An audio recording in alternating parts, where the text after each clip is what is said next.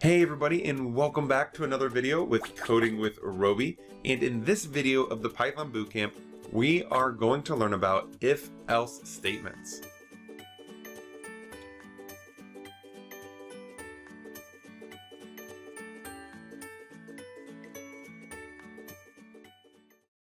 Now the first thing I want to say is variable x is equal to 1. And right underneath, I'm going to say if x is equal to 1, then print x is 1. And now I'm going to save our application and run the application. What we can see is x is 1 is printed to the terminal, which is the same statement that's inside our print statement.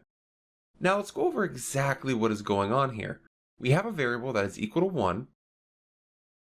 We then have an if statement saying if x, which is going to reference the global variable of this x, is equal to 1, then to print x is 1.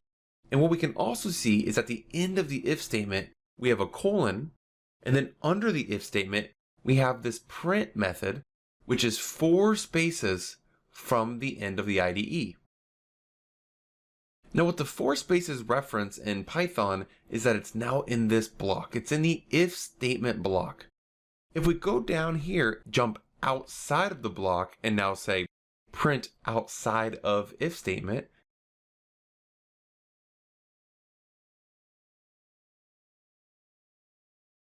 and now we run the application, we can see that it prints outside of if statement and x is 1. However, if we change the variable from 1 to 2 and we rerun the application will only run outside of if statement because x is not equal to 1. Therefore, the code that's under the if statement will not be executed. What we can say though is if x is greater than 1, then print x is greater than 1. If we rerun this application, we can see that x is greater than 1 outside of if statement. Now, other than this outside of if statement, there's also something called an else statement. So right under if, I'm going to say else, colon, enter, which in PyCharm is going to automatically do the 4 spaces to the IDE. And I'm going to print x is not greater than 1.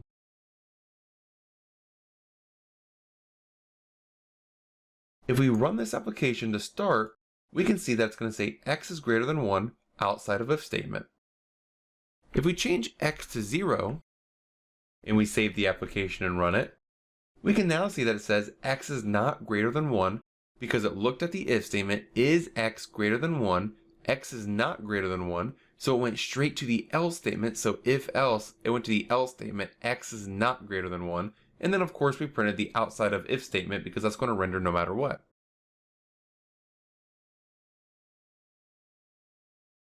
Now a better example of all of this is let's deal with hours. I'm going to say hour equals 13. I'm now going to say if hour is less than 15, print good morning.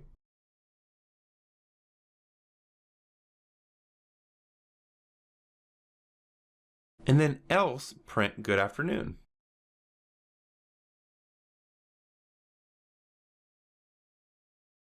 If we rerun this application, we can see that we get good morning because hour is less than 15. But if we changed hour to 16 and we reran the application, we're going to get good afternoon.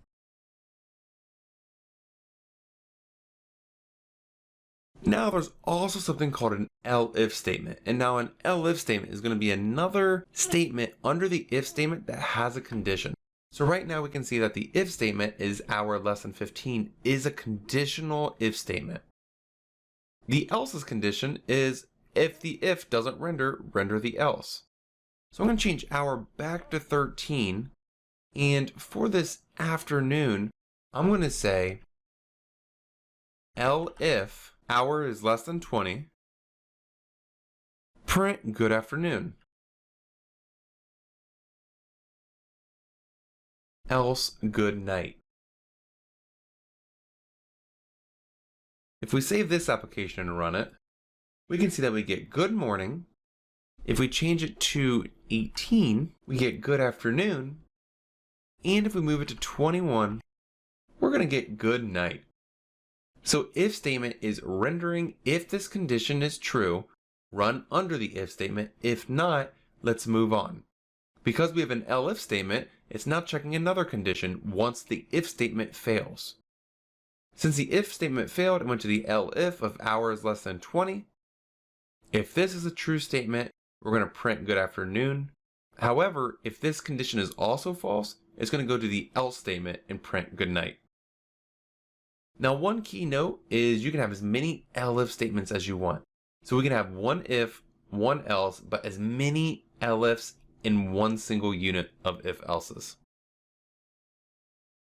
This wraps up flow control in Python, and I will see you in the next video.